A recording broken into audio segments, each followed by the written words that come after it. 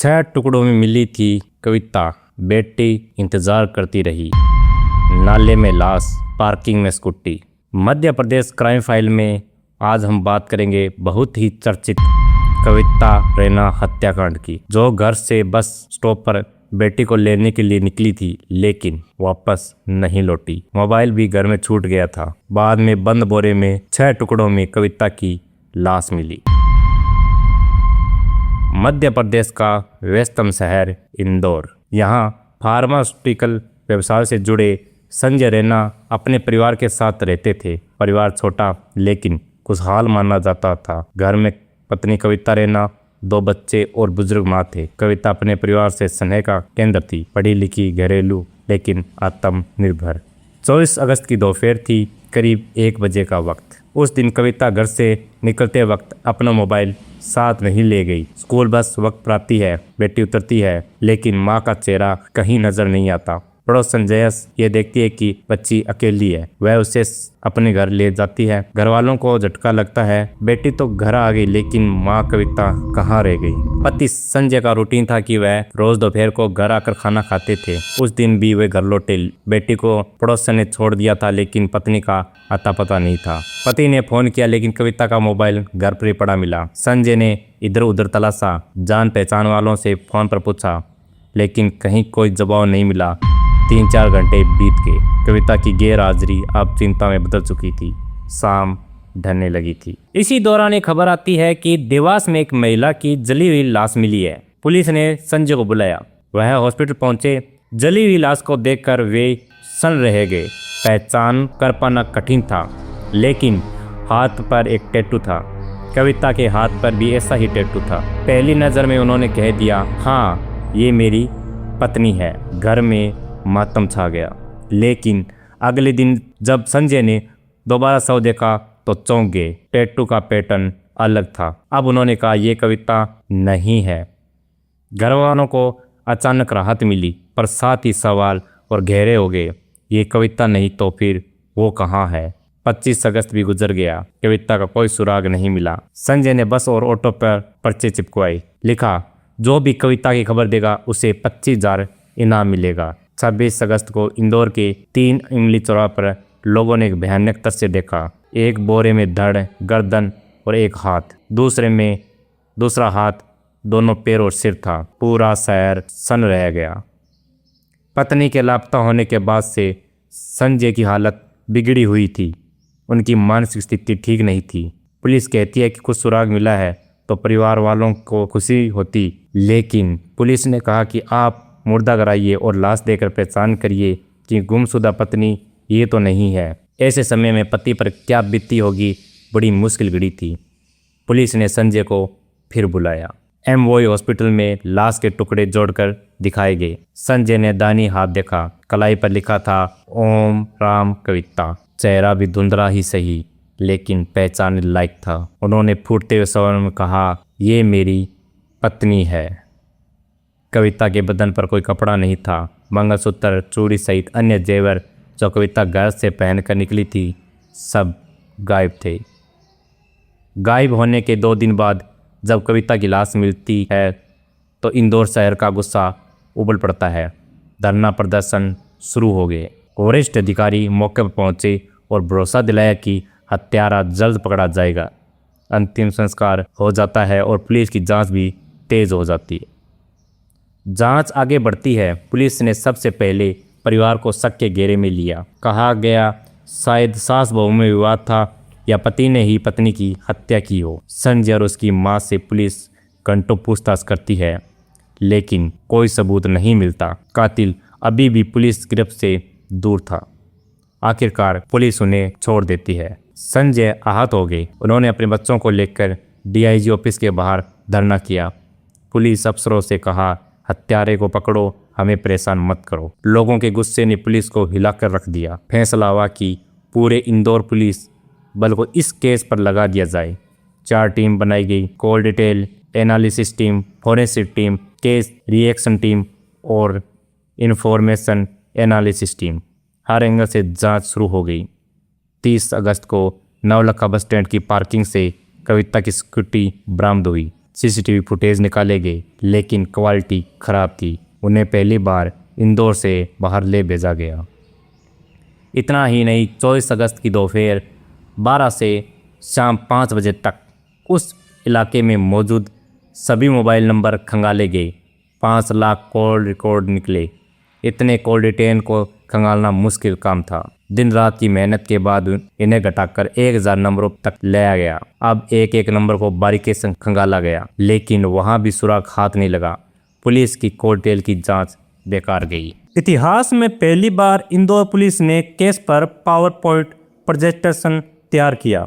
11 point पर विस्तार से घटना का रिक्रिएशन किया गया। यहाँ तक कि स्कूटी में कितना पेट्रोल था और आखिर बार कहाँ डलवाया गया, कितनी दूरी नापी गई, ये भी चेक किया। हालांकि इससे भी कुछ हाथ नहीं लगा। पुलिस ने कविता के पिछले 10 सालों के रिश्तों का चार्ट बनाया।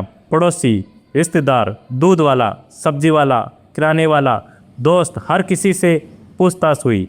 कुल 177 लोगों की सूची बनी, लेकिन इनमें भी कोई सुराग नहीं निकला। सारे एंगल जांचे जा चुके थे, कॉल टेल्स खंगाली जा चुकी थी, फॉरेंसिक रिपोर्ट सामने थी, लेकिन कातिल अभी भी पुलिस की पकड़ से बाहर था। तभी सामने आया महेश बैरागी, एक ऐसा नाम जिसने जांच की दिशा ही बदल दी। महेश को उठाया गया और पूछताछ शुरू हुई, लेकिन सवाल बड़ा था, महेश क्यों? वह कौन था और आखिर पुलिस को उस पर क्यों शक हुआ? अब पुलिस के सामने सबसे बड़े जो सवाल थे वो ये थे कि पुलिस ने महेश को क्यों उठाया है, उससे लगातार 22 दिन तक क्यों पूछताछ हुई? क्या महेश की कविता रैना का कातिल था या फिर कोई और छुपा हुआ किरदार इस कहानी में शामिल था? हत्या के पीछे का क्या मकसद था? नवलखा स्थित पब्लिक पार्क से कविता की स्कूटी बरामद हुई थी। अब पुलिस ने रजिस्टर खंगाला। उसके मुताबिक राजू नाम के व्यक्ति ने 24 अगस्त की रात 8:20 पर यह स्कूटी पार्क की थी।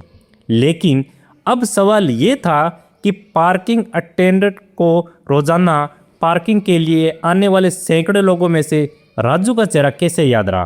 पार्किंग कर्मचारी ने जवाब दिया, उस रात इसने बहस की थी, कह रहा था कि स्कूटी को लॉक लगाकर खड़ा करूंगा। मैंने मना किया, लॉक मत लगाना, दूसरी गाड़ियां निकालने में दिक्कत होगी, मगर यह जिद कर रहा था। बहस हुई थी, इसलिए चेहरा दिमाग में बैठ गया। इस तरह पुलिस के हाथ पहला ठोस सुराग मिला। पुलिस को पता चला कि महेश की पत्नी मीना बैरागी श्रृंगार बुटीक सेंटर चलाती थी। उसी दुकान पर कविता आती जाती थी। वहीं से दोनों की जान पहचान बढ़ी। महेश ने कविता से नज़दीकी बढ़ाने के लिए खुद की एक अलग साड़ी की दुकान भी खोल ली। कविता की हत्या के सिर्फ 5 दिन बाद महेश ने साड़ी की दुकान बंद कर दी, जबकि उसकी दुकान का 11 महीने का किराया और एग्रीमेंट था। जांच एजेंसियों को यह बहुत संदिग्ध लगा। पुलिस को शक हुआ, आखिर महेश क्यों चाहता था कि फुटेज देखे जाए? क्या डर था उससे फुटेज निकाले गए? महेश दुकान आते जाते तो दिखा, लेकिन उसके साथ कविता नहीं थी। अब तक के सारे सूत्र धीरे धीरे महेश के इर्द गिर्द समेटने लगे। 26 अगस्त 2015 जिस दिन कविता की लाश मिली, महेश उसी दिन दुकान के सामने स्थित एक इलेक्ट्रॉनिक शॉप पर गया। वहां उसने 24 अगस्त की सीसीटीवी रिकॉर्डिंग दिखाने को कहा। पुलिस ने महेश को उठा लिया। पूछताछ शुरू हुई। 22 दिन तक लगातार सवाल किए गए, कभी डंडे के साये में, कभी मनोवैज्ञानिक दबाव बनाकर, तो कभी सबूतों के ताने बाने बुनकर। लेकिन महेश एक ही रट लगाए रहा, मैं निर्दोष हूँ। आखिर पुलिस को पर्याप्त सबूत न होने से उसे छोड़ना पड़ा। दिन बीते, जांच धीमी पड़ने लगी। एक दिन अचानक पुलिस ने प्रेस कॉन्फ्रेंस बुलाई। मीडिया के कैमरों के सामने पुलिस अफसरों ने ऐलान किया, कविता रैना का कातिल पकड़ा गया है। उसका नाम है महेश बैरागी। पुलिस ने जो कहानी पेश की वो किसी फिल्मी स्क्रिप्ट से कम नहीं थी। 24 अगस्त को कविता अपनी बेटी को लेने बस स्टॉप जाने के बजाय मीना बैरागी के बुटीक पहुंची। वहां उसका सामना महेश से हुआ। महेश ने कहा, कुर्ते की बाजुओं में दिक्कत है, कपड़ा मेरे दोस्त की फ्लैट पर रखा है, चलो वहीं नाप ले लेते हैं। कविता महेश के मंसूबों से अनजान थी। वह महेश के साथ आईडीए बिल्डिंग मूसाखेड़ी पहुंच गई। वहां महेश ने उसे ज़बरदस्ती करने की कोशिश की। कविता ने इसका विरोध किया। गुस्से में महेश ने लोहे की पाइप से उसके सिर पर वार कर दिया। कविता वहीं गिर पड़ी। फिर जो हुआ वह किसी भी इंसान की रूह कंपा दे। महेश ने चाकू से कविता की लाश के टुकड़े किए, कुल 6 हिस्से। उन्हें पॉलीथीन बैग में पैक किया, स्कूटी पर लाद कर 3 इमली चौराहे के नाले में फेंक आया। मीडिया के सामने जब महेश को लाया गया तो उसका चेहरा नकाब से ढका हुआ था। कैमरे की फ्लैश चमक रही थी। पुलिस अधिकारी पूरे आत्मविश्वास से कह रहे थे मामला सुलझ गया है। तभी महेश ने अचानक नकाब उठा दिया और ज़ोर से बोला, मैं बेकसूर हूँ, पुलिस मुझे झूठा फंसा रही है। यह सुनकर प्रेस कॉन्फ्रेंस में मौजूद हर कोई शख्स सकते में आ गया। महेश और कुछ बोल पाता उससे पहले पुलिस ने उसे जल्दी से पकड़कर बाहर ले गई। उस एक पल ने पुलिस की पूरी जांच को संदेह के दायरे में ला दिया। अब महेश का कोर्ट में बयान होता है तो महेश क्या बोलता है। 8 दिसंबर 2015 को इंदौर के रीगल चौराहे पर मुस्लिम समाज का अवैध जुलूस निकला था। हजारों लोग थे। पुलिस की छवि खराब हुई। उसे बदनामी से ध्यान हटाने के लिए अगले दिन यानी 9 दिसंबर को मुझे झूठा फंसा दिया गया। इस बयान से केस और उलझ गया। एक गवाह नीलेश ने कोर्ट में कहा, मैंने विभर नगर में महेश को दुकान किराए पर दी थी। 11 महीने का एग्रीमेंट था। 20 अगस्त में किराएदारी शुरू हुई, लेकिन 28 अगस्त को उसने कहा कि दुकान बंद करनी है और 1 सितंबर को पूरी तरह खाली भी कर दी। जब मैंने इसका कारण पूछा तो महेश ने कहा, कविता हत्याकांड से महिलाएं डर गई है। मेरी पत्नी की दुकान पर कोई नहीं आ रहा, किराया नहीं दे पाऊंगा। यानी हत्या के महज 8 दिन बाद ही दुकान खाली कर दी। 18 मई 2018 को कविता रैना हत्याकांड केस में इंदौर जिला अदालत का फैसला आया। अदालत ने पुलिस की पूरी थ्योरी को दरकिनार कर दिया। कोर्ट ने फैसले में कहा, पुलिस कहानी तो गढ़ पाई लेकिन उसे सबूतों से जोड़ नहीं पाई। ना कोई गवाह, ना कोई सीसीटीवी जिसने महेश को हत्या करते देखा हो। लाश को ले जाते समय भी किसी ने नहीं देखा। हत्या किस हथियार से, कहाँ और कैसे हुई, इसकी कड़ियाँ नहीं जोड़ पाई। नतीजा महेश बैरागी सबूतों के अभाव में बरी हो गया। परिवार का भरोसा टूट चुका था। कविता के घर वालों ने 3 साल इंतजार किया। उन्हें विश्वास था इंसाफ मिलेगा। फैसले के बाद उन्होंने कहा, अब हमें न्याय व्यवस्था पर भरोसा नहीं रहा। कविता के हत्यारे को सजा नहीं मिली। वो सवाल जिनके जवाब आज भी बाकी है। कविता का हत्यारा कौन है, ये आज तक पता नहीं चला। पूरा मामला कई अहम सवाल छोड़ गया है। क्या महेश सचमुच कातिल था या पुलिस ने दबाव में उसे बलि का बकरा बना दिया? अगर महेश बेगुनाह था तो कविता के टुकड़े टुकड़े किसने किए? स्कूटी पार्किंग में कैसे पहुंची? कपड़े जलाने और सबूत मिटाने की बात कितनी सच थी? कविता की हत्या के पीछे असली मकसद क्या था? ये हत्याकांड आज एक मिस्ट्री बनकर रह चुका है। कोई नहीं जानता कि ये हत्या किसने की और कैसे हत्या हुई। अगर महेश कातिल था तो फिर उसके खिलाफ सबूत क्यों नहीं मिले? क्या ये पुलिस की बहुत ही शर्मनाक हरकत थी जो वो काम नहीं कर पाई? तो इस पे आपकी क्या राय है, हमें कमेंट करके ज़रूर बताएं। धन्यवाद।